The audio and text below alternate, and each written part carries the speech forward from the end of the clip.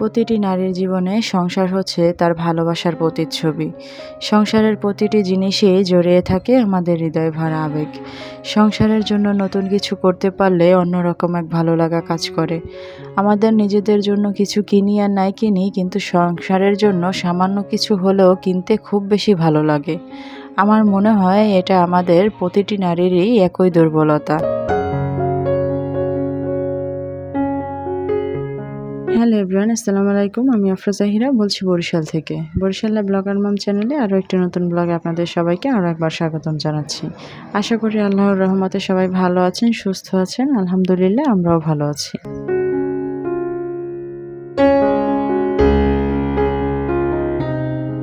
দেরি করে আসাতে জানি না আমার ভালোবাসার আপু ভাইয়ারা কে আমাকে মনে রেখেছেন। তারপরও গোধূলি মাখা এক পড়ন্ত বিকেলের সুন্দর একটা আবেশ নিয়ে আজকের ভিডিওটা শুরু করছি। তো ভিডিওর শুরুতেই আপুদের সেই চিরচেনা কথাটি আবারও মনে করিয়ে দিচ্ছি। যারা এই মুহূর্তে আমার ভিডিওটি দেখছেন তারা প্লিজ একটি লাইক দিতে ভুলবেন না, এবং যারা আমার এই ছোট্ট চ্যানেলটি নতুন ভিজিট করছেন, ভালো লাগলে সাবস্ক্রাইব করে আমার পাশে থাকতে পারেন।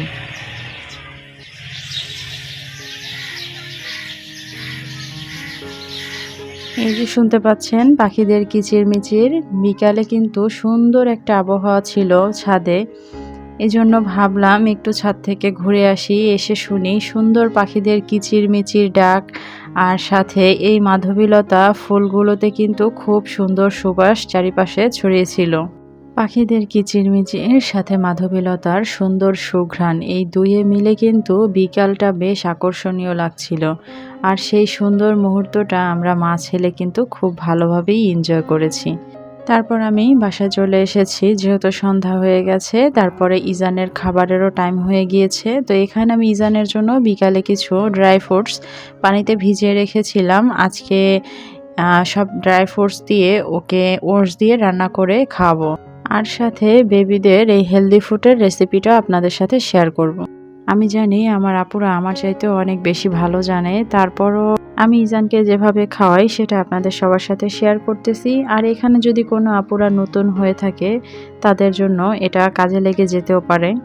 ড্রাই ফ্রুটসগুলো পানিতে ভিজিয়ে রাখার কারণে কিছুটা নরম হয়েছে, আর সেটাকে আমি ব্লেন্ডারে দিয়ে ব্লেন্ড করে নিয়েছি। তারপর এটাকে আমি প্যানে দিয়ে দিলাম, আর সাথে এখানে 2 টেবিল চামচ ওটস নিয়ে নেব।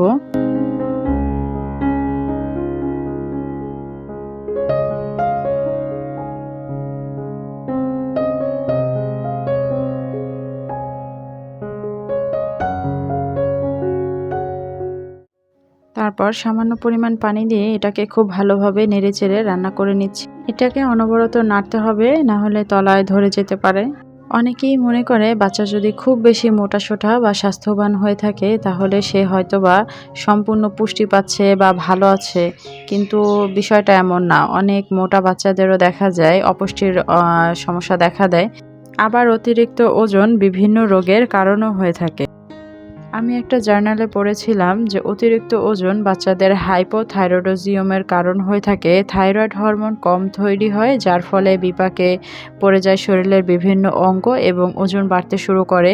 কিডনির সমস্যা দেখা দেয়, যার ফলে বাচ্চার হাত পা ফুলে যায়, এজন্য দেখতে অনেকটা মোটা লাগে।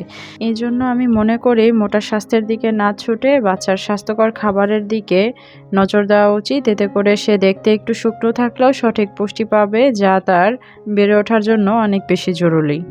এদিকে কথা বলতে বলতে আমি কিন্তু ইজানের খাবারটা রেডি করে নিয়েছি। তো আমি ওটসের সাথে ওর ফর্মুলা মিল্কও অ্যাড করে দিয়েছি। তো ইজান কিন্তু খাওয়ার পর একটু ঘুম পড়েছিল। তো এই ফাঁকে একটা পার্সেল রিসিভ করেছিলাম আমি 2 দিন আগে। তো সেটা সময়ের অভাবে আনপ্যাক করা হয়নি। তো ভাবলাম এই সুযোগে পার্সেলটা আনবক্সিং করে নেই। আমাদের দৈনন্দিন জীবনে আমাদের চাওয়া পাওয়া আর চাহিদার কিন্তু কোনো শেষ নেই। তারপরও ছোট ছোট চাওয়াগুলো যদি পূর্ণ হয় তখন কিন্তু মানসিকভাবে অনেকটা স্বস্তি পাওয়া যায়, মনের মধ্যে একটা শান্তি অনুভব করা যায়। তো আমরা যারা সাংসারিক মেয়েরা আছি, আমরা কিন্তু নিজেদের জন্য কোনো কিছু কেনাকাটার থেকে সংসারের জন্য কোনো কিছু কেনাকাটা করলে সবচাইতে বেশি আনন্দ পাই এবং মনের মধ্যে অনেক খুশি অনুভব হয়।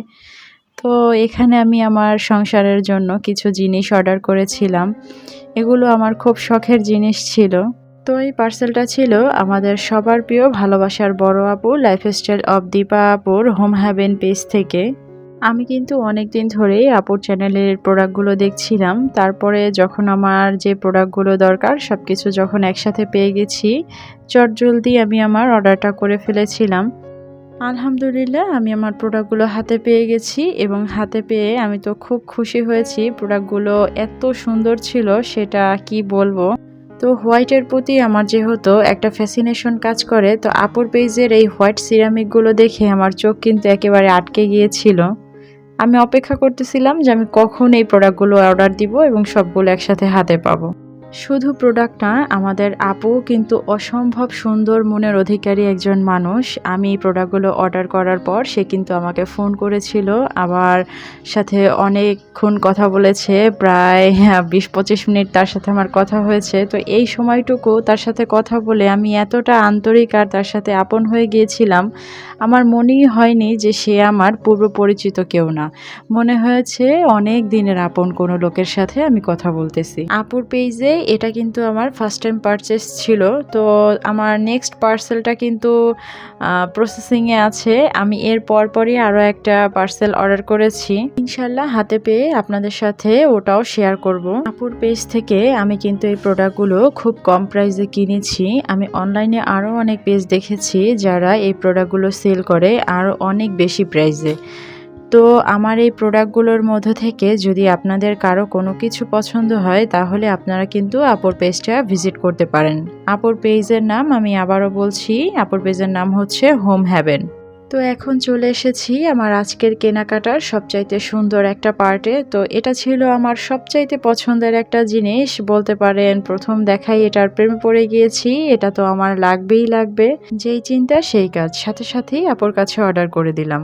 তো আমি আরও একবার দেখিয়ে দিচ্ছি আমার অনলাইনে কেনাকাটা প্রোডাক্টগুলো কেমন হয়েছে। আপনারা কিন্তু আমাকে কমেন্টের মাধ্যমে জানাতে পারেন। সবশেষে এটাই বলবো, আপু যদি তুমি এই ভিডিওটা দেখো তাহলে এই ভিডিওর মাধ্যমে তোমাকে অনেকগুলো ভালোবাসা আর ধন্যবাদ জানাই আমাদেরকে এই কিউট কিউট জিনিসগুলো প্রোভাইড করার জন্য।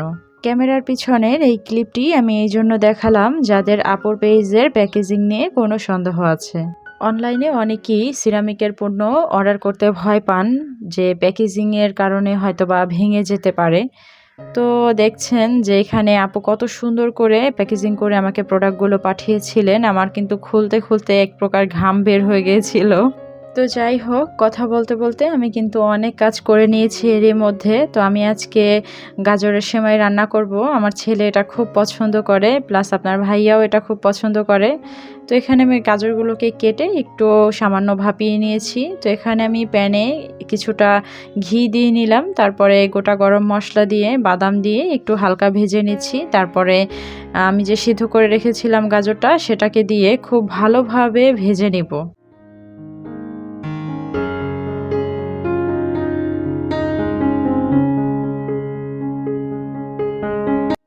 এখানে আমি 1 চিমটি পরিমাণ লবণ দিয়ে নিয়েছি, তারপর 1 কাপ পরিমাণ চিনি দিয়ে এবার খুব ভালোভাবে ভেজে নিব, চিনিটা না গলা পর্যন্ত।